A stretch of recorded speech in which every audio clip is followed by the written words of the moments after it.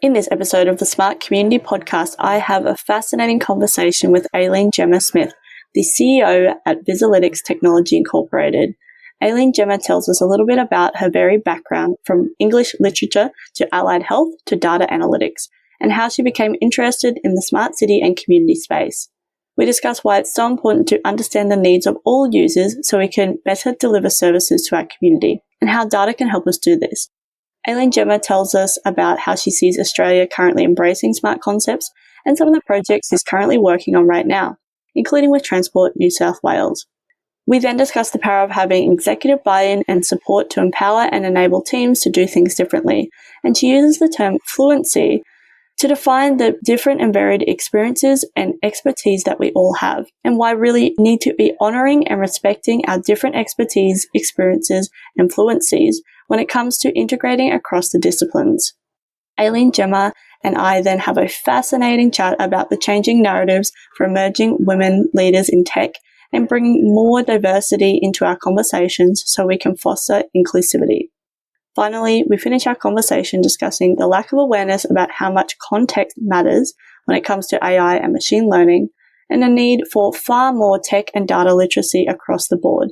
As always, I hope you enjoyed listening to this episode as much as I enjoyed making it. Welcome to the smart community, smart regions, smart towns, and smart cities. It's where we live, work, and play. With smart communities, the future starts today. Big data, smart mobility, emerging trends galore.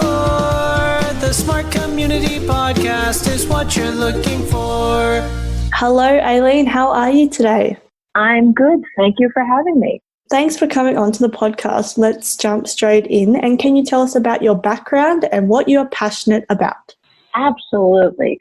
So my background is someone who is a relentless learner who never stops saying, well, I need to figure something out. How else can I do it? When I graduated from university, actually I was an English major. So I have a degree in English lit and creative writing. Then I went on to get a master's degree actually in professional development because I've had several different hats in my career. I've worked as an allied healthcare professional. I was a board certified lactation consultant. I was actually the first person to have an independent private practice in Tokyo, where I lived for 12 years. I went back to the States in 2006. Did everything from working with Newsweek to working at a semantic news engine supported by Financial Times Search to starting our own company, Visualytics, about 7 years ago. Excellent. And what sparked your interest in this smart city or smart community space? Well, I just kind of, on the one hand, I was completely frustrated that there was data and information absolutely available that could make a difference for citizens, whether you're a retired senior citizen, whether you're a local shopkeeper, and folks weren't really making an effort to say, let's put this together in a way that makes sense for these folks. Let's create those kinds of solutions. Because I guess a lot of people didn't think, well, those aren't sexy problems. Those aren't really fun problems. And I'm thinking, well, I empathize with the local shopkeeper who's saying, if a couple $100 in fines or an interruption with public works that I didn't know was going to happen is going to interfere with my business, that hits my bottom line and could end up not only in me losing revenues, but if we work on really tight margins, maybe even me having to shut down the business. So I said, there's got to be a better way to do this. Let's do something about it. Let's work on solving that problem. Because I think if you're going to start a company, you have to really believe in why you're doing what you're doing. And I think a smart city is a city that's inclusive for everyone. So again, whether you're the retired senior citizen, someone who's just moved there 2 years ago, a local business owner, a smart city solution has to be something that keeps you as a part of that conversation. Yeah, no, totally. You're speaking my language. It's definitely why I jumped into the space as well, because there's these wicked problems that we have. Well, sometimes they're not even that wicked. They're pretty easy to solve, but it's just that information at your fingertips, and take someone to actually go, oh, how can we do this a little differently? So then I make sure that those people are included in this conversation. Oh, yeah, absolutely. I mean, and that's the challenge and frustration, right? If you look at various resources, right, that different cities have in place, like, this is great, this is wonderful. But if I'm a senior citizen and I don't know that I can go to that website and navigate and find that information, I'm not using that resource. And then that's a disservice, right? So you have to think about how can we give not only more awareness, but are you making these tools usable?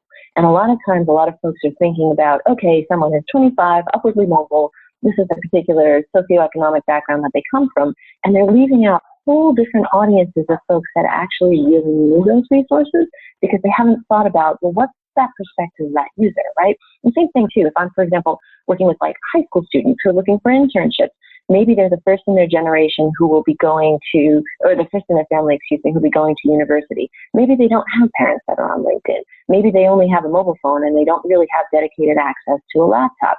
That student is in a very different position than the one who's saying, okay, here's all the things that I have, right? And how are we creating resources to say, we need to help everyone and we need to honor there's a lot of different contexts and a lot of different kinds of access that people have. Yeah, no, definitely. I think you've already kind of answered this question, but what is a smart city or a smart community to you?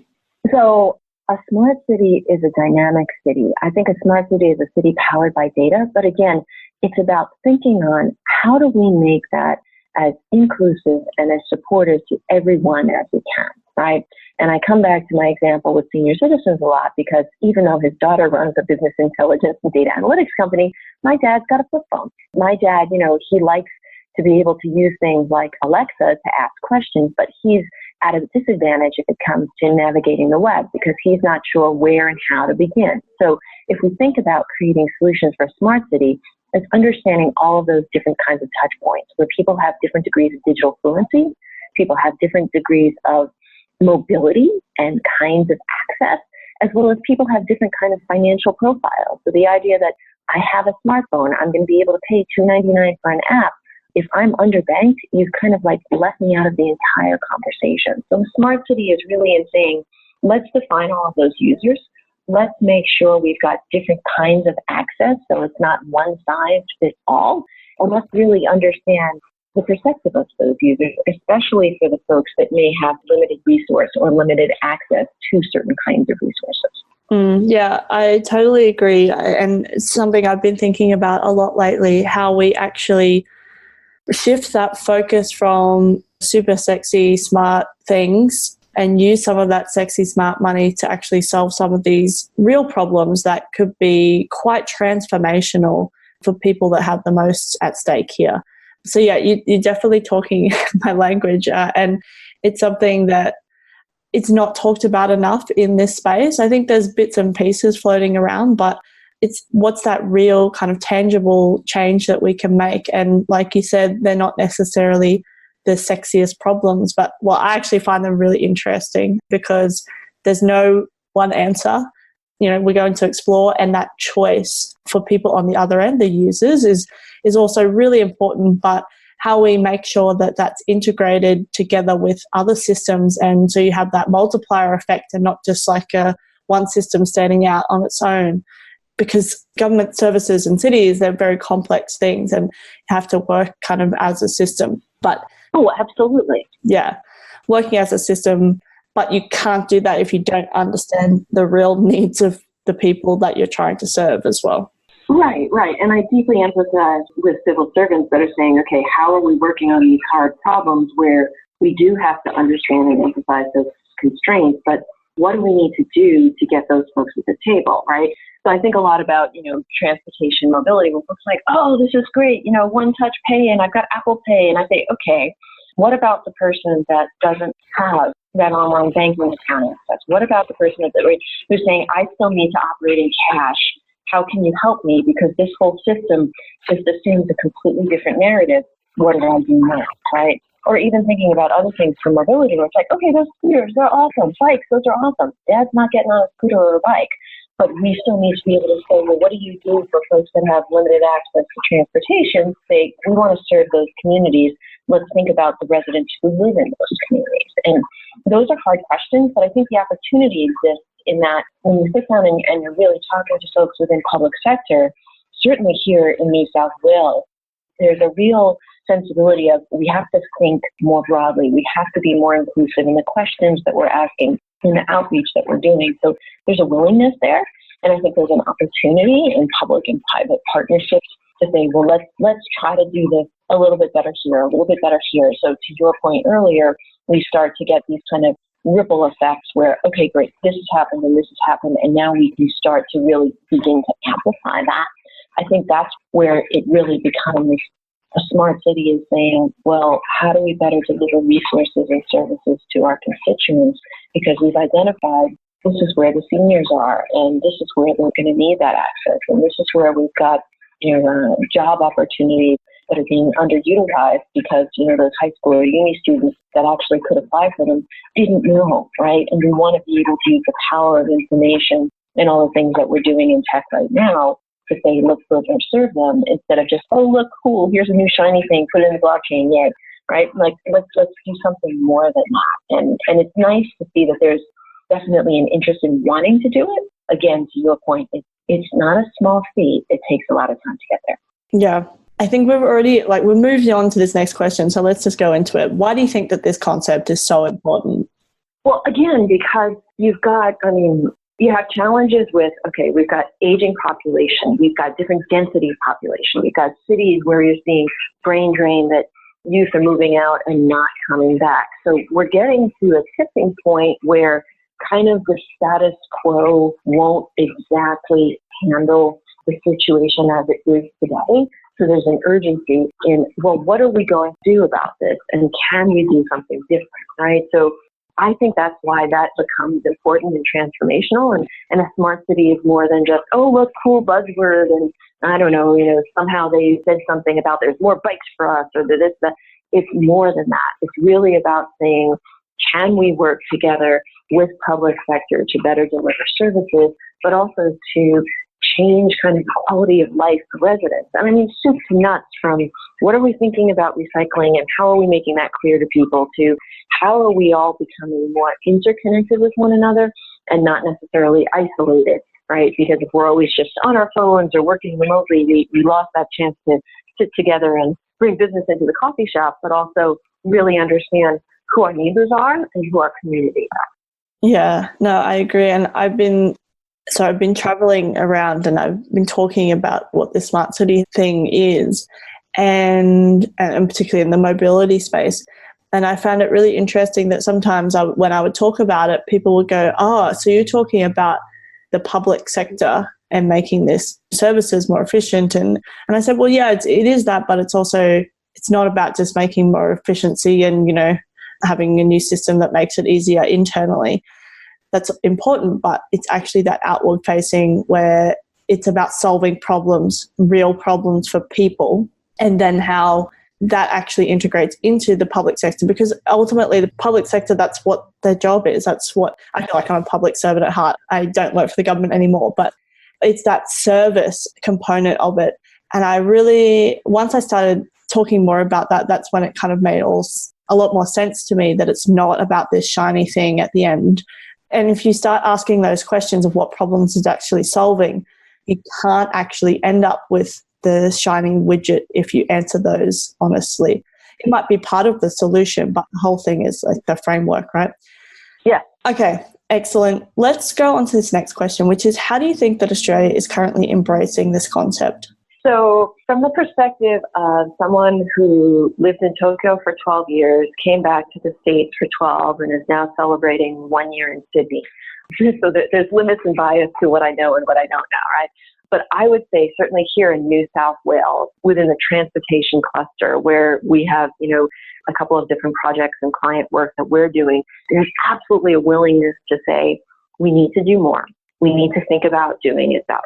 And the questions and the things that folks are asking, specifically when it comes to mobility, that this isn't just about, put a scooter on every corner and boom, you can tap in to use the bike and connect to the scooter, but what are the different types of mobility? How are we thinking about the elder population? How are we thinking about what we need to do, that we've got, tap on, tap off cards, but what are other options for folks that may not be able to just, renew on their iPhone? The fact that those questions are so consistently being asked seems to me that there's a willingness. And even small things like, you're taking the bus, and we've done this several times where folks are like, hi, I've got a paper survey. Would you be interested in participating in this survey?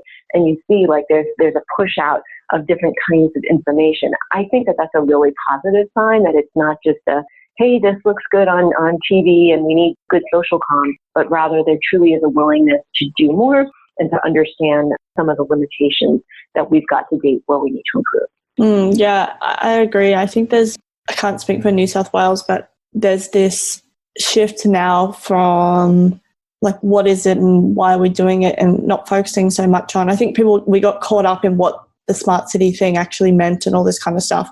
But now it's like, how do we actually do this? Because we know we have to do this because, like you said before, the status quo won't do anymore. And there's this urgency to actually do things differently. Yeah. Well, but I think also part of why it can be successful here is that at the executive level, there's buy-in. So it's not just, hey, let's write a 20-year strategic plan, check the box, all good. But there's actually a willingness to say, we need to do this. If your team is in, this council or this agency, what's the support you need? How do we work together to make this happen? Because I think that's where kind of the rubber meets the road, if you will, in terms of, can we really bring these changes forward? When you have executive buy-in and support, empowering and enabling the team to do things differently, then you move a lot further than just, okay, we came out with a cutesy strategy document that says all the right things, but we don't know how we're going to implement them. You actually are giving the baseline to those teams. And if you've been in public sector, then it's like, okay, great when I have exec buy-in.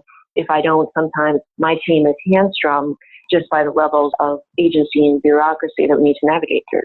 Yeah, exactly. And I think if you have that real buy-in, the strong leadership and the right governance, which might not look exactly how it's supposed to or whatever, we're getting there, we're moving in the right direction, then I think, you can actually do things because you come from a place of, how do we do this? How do we do this the best? What are the outcomes? What are the benefits, etc., rather than convince me that this is a good idea, which is a much harder conversation.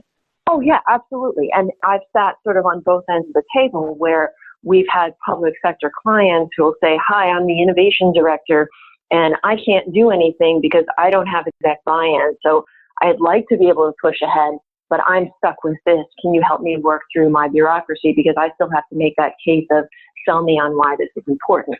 And that's very different than what we've experienced here in New South Wales, where it's like, we know we need to get better. We understand this is going to be iterative. What we're doing today may be a little bit different than what we choose to do a year from now and 2 years from now.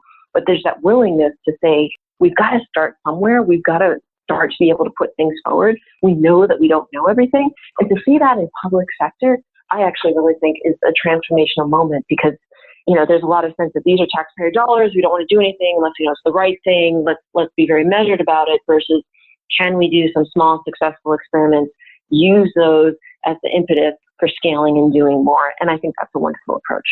Yeah, no, I agree. And I think the idea that we won't do this forever is also really important because I think people get stuck with, if we are offering this right now, then how are we going to do this forever? And sustainability is obviously really important, like long-term sustainability. But I think exactly like you said, they are really tests and trials and pilots and things. And when we do move to full scale, it's very important to look at the funding and resources, how we actually do that if it's successful.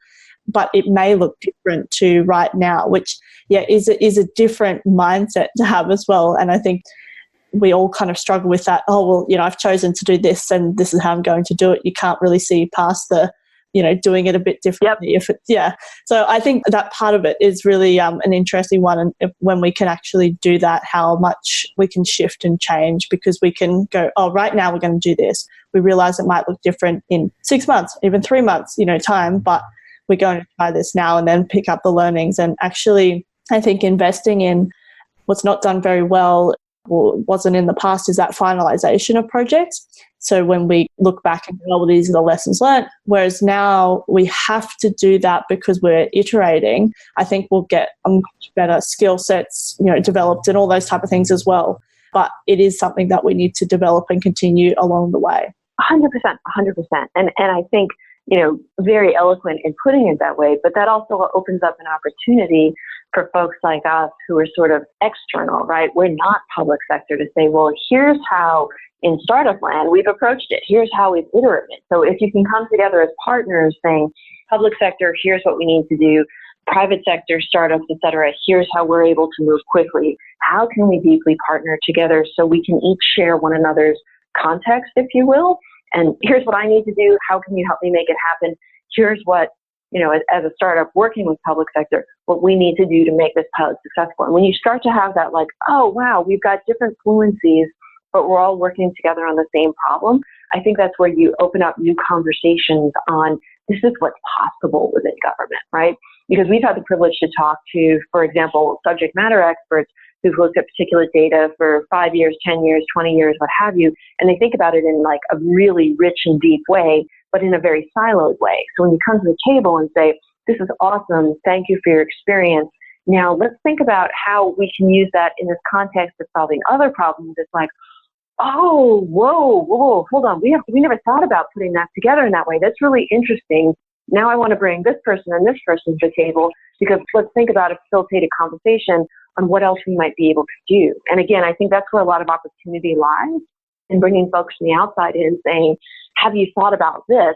Where folks with that deep internal expertise are saying, no, I hadn't, but now that you've opened my eyes to this, I want to think about this problem a little bit differently because you're right. There's another way that we might be able to think of using this or creating solutions and redefining what we see as possible within public sector. Yeah, no, and I really like how you use fluency and that we have different levels or different types of fluency. I think that's really important because I think some people sit at the table and they think they don't have anything to offer because, they don't know about the blockchain or the whatever. But that's so true. We have different fluency in the things that we're discussing and our experiences, particularly in public sector. There is so much rich knowledge in there that just can, through a different way of thinking, unlocked. But yeah, I think those connectors that I feel like maybe you and I kind of are, those connectors that kind of translate that language and then give everyone the respect, at the table so then they can share those things and get excited about things and add their kind of individual, it might be silo context to the table, but then how we can, kind of break that open and facilitate those discussions. Absolutely. And I love how you use the word honor because that's really, really important. We've certainly seen that dynamic in public sector where someone will say, oh, I've just been doing this for 5 or 10 years. I'm not one of the cool kids on the block. I don't know, et cetera. And it's like, no, you understand why and how they assembled the data in this way. You've been looking at it. You've got like a rich, nuanced understanding of that corpus that no one else does. We absolutely need your voice at the table. And when you come to it with, we're honoring and respecting the fact that we've all got kind of a different experience and a different lens on it, that changes it from, oh, the startup people know how to do the cool solutions and the public sector people don't, to we're a team, we're all working together, we each bring different value, let's work towards the greater good. And when you can shift the conversation in that way, I think that also empowers and gets folks really excited because then they don't see their experience as limiting, but it actually becomes, you are really a tremendous contributor in the future of what we can do because you've got that depth and breadth of experience in looking at this council or this agency or this particular data. Okay, let's jump into some of the things that you've been working on right now. Cool. Well, thank you. We're really excited about some of the work that we've done here in Australia in terms of transport for New South Wales, because we're working to say, how can we create better internal tools for doing things like decision support? And how can we create better internal tools for teams to be able to say, let's be more proactive instead of reactive, right? So if you're sitting there and you're taking the train on the metro and it's like, okay, great, it's delayed, it's useful to know, oh, the reason that it's delayed is there's a sick passenger 2 stations up. So obviously they're not trying to ruin my day. We've got to take care of everybody. But here's what we're doing to mitigate risk. So we're excited to put together solutions like that, not only here in New South Wales, but we're also looking to pilot some cool stuff in Victoria. And then, interestingly, back in New York, we're also helping with a wayfinding tool for folks who are visiting certain regions, so that way they can understand and see great opportunities to kind of move through neighborhoods and discover, like, here's cool places to go. So a lot of our stuff is all about using data to say, how can we empower discovery and how can we show you something that you didn't know that's actually important to know. Cool. No, that sounds really exciting. Yeah, it's a lot of fun. It's a lot of fun. And the other thing that I'm also doing as well is, and I'm sure you can appreciate this, as a female leader in tech, I want to do all that I can to open up other opportunities for women, especially thinking about women that are in high school or in university saying, well, I don't know if I want a career in IT. I don't know if I want a career in tech. I want to do all that I can to kind of change the conversations and those narratives, because you can't be something that you haven't seen. So if I can create events where we're saying, let me show you more women leaders in tech, that can be, again, transformational for young women and people of color who are, in university or in high school saying, do I belong here?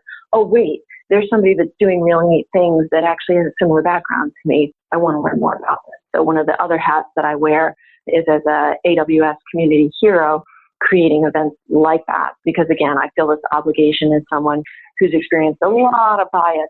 How can we change that, right? Certainly we've got to call it out, but what can we do to say, here's a difference, here's an impact that I can make right now? No, I love that. And we should definitely have more chats because it's something I'm deeply passionate about. I'm from the construction industry as well. So you also have... Oh, you get it. Yeah, I totally get it. And so moving from, and I don't know what it was, but I decided to do engineering without any kind of thought. And I think it's because I was from a small town that, we had 50-50 split in our maths and science because there were only 6 people, right? And 3 happened to be women.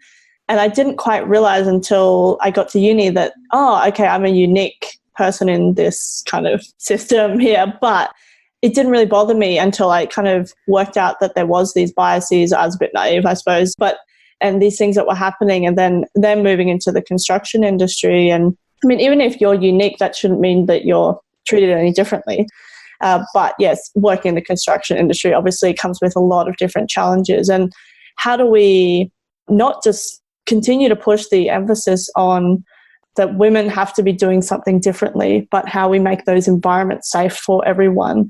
Because it's not just about women, it's about different backgrounds, about different preferences, it's about how people... Absolutely. Yeah, and so, something I've definitely been thinking about working on and actually, getting in front of people, getting on the stage, talking about these things so we can have open, honest conversations. But like you said, not kind of just talking about it, but actually... Here's everything that's wrong. Yeah.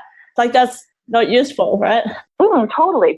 But if I may, I'm intrigued that when you were earlier days, because it was a 50-50 split, you weren't aware that there was a big deal, that there was okay, half of this, of course, is going to be female and half is going to be male. So in a way that can kind of be empowering because you didn't know, there's all of these challenges. So, right, because I've seen young women, and I'm thinking first, second year of high school, who are saying, I don't know if I want to be part of that.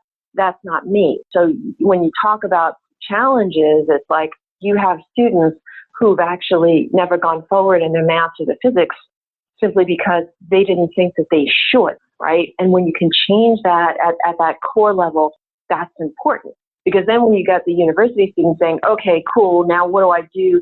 Where's the tribe of folks that I can find that are supportive and welcoming, right? Because we do have lots of different backgrounds.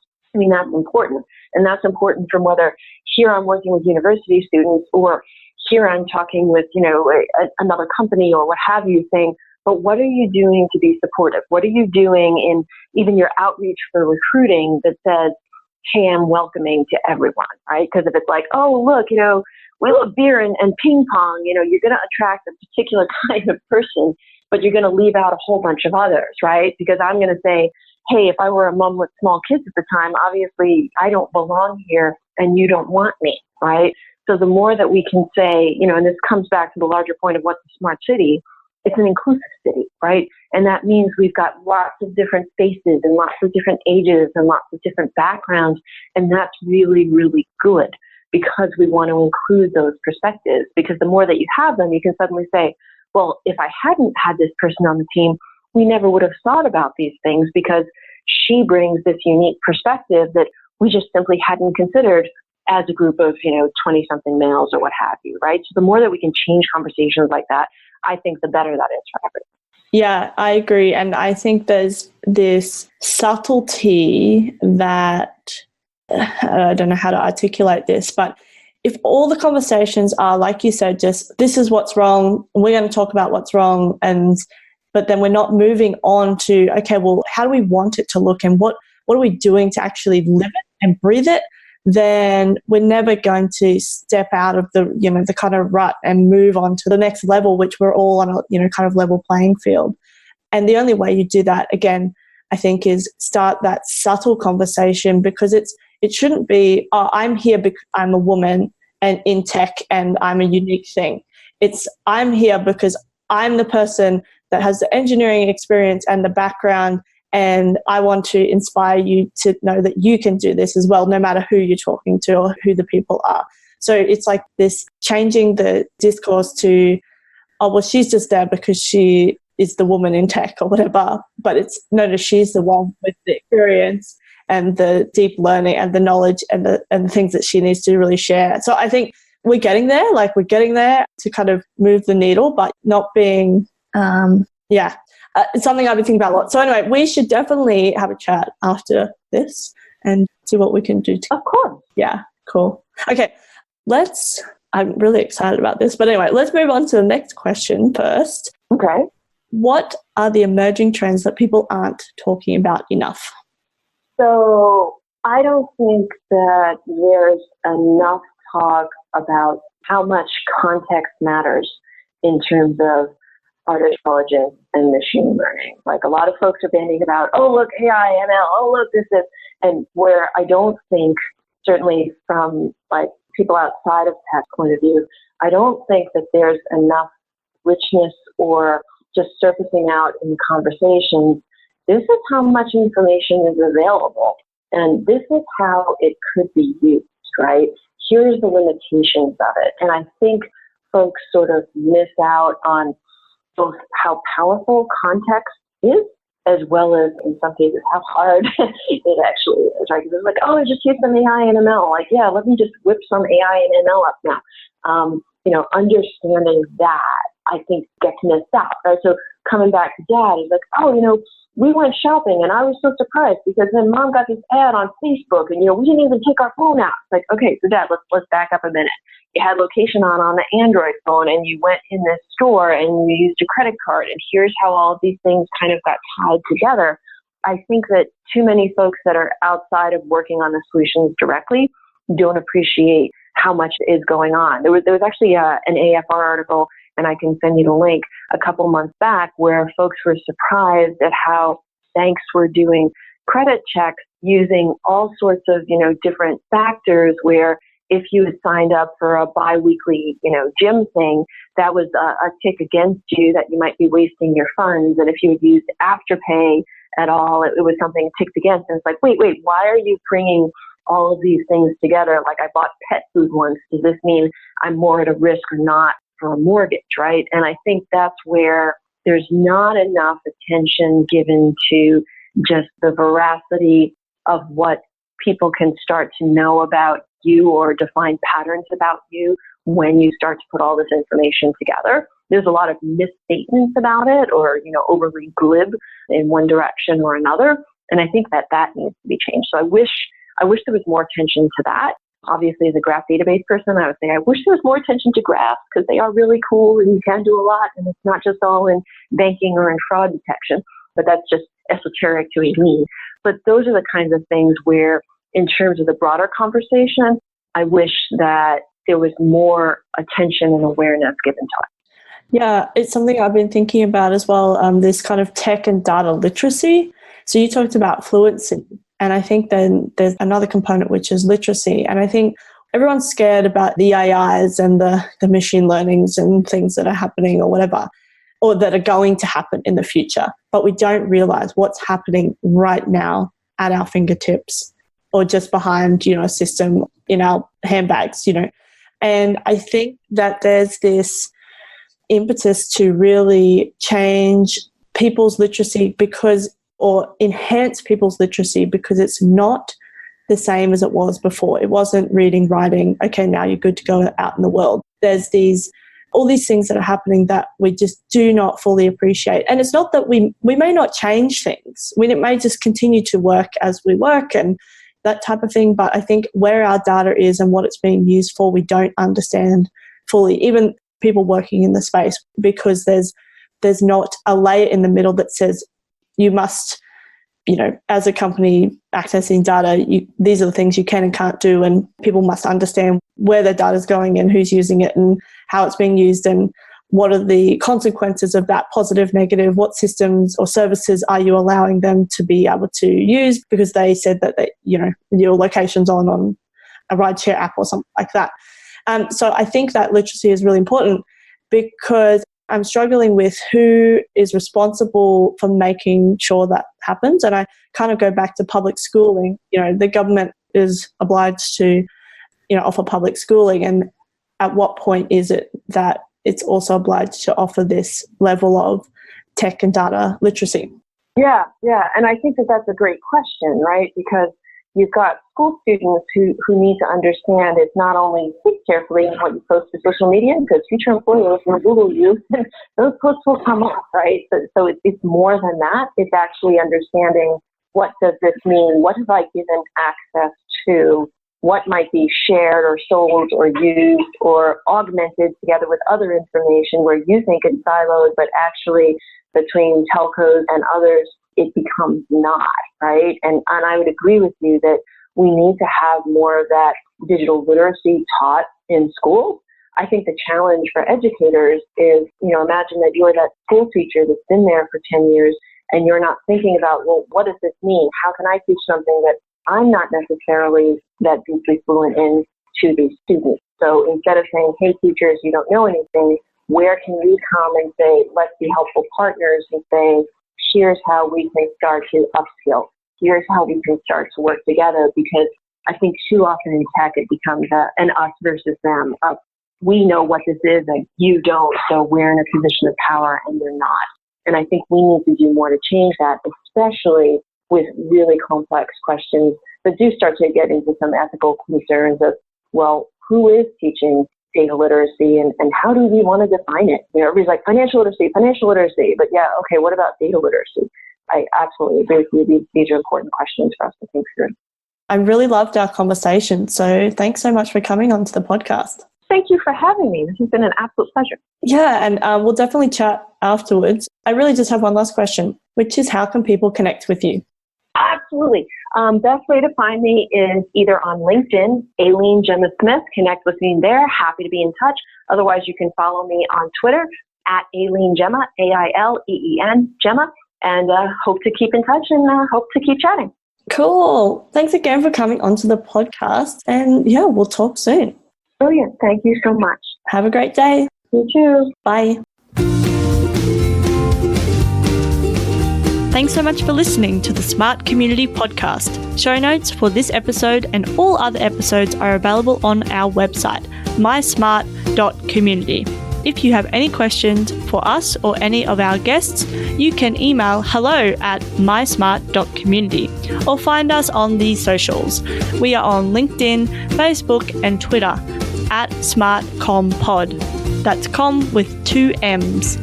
If you are enjoying the podcast, please leave us a rating and review at wherever you listen. This really helps us reach more ears, so thank you in advance. As always, I hope you enjoyed listening to this episode as much as I enjoyed making it.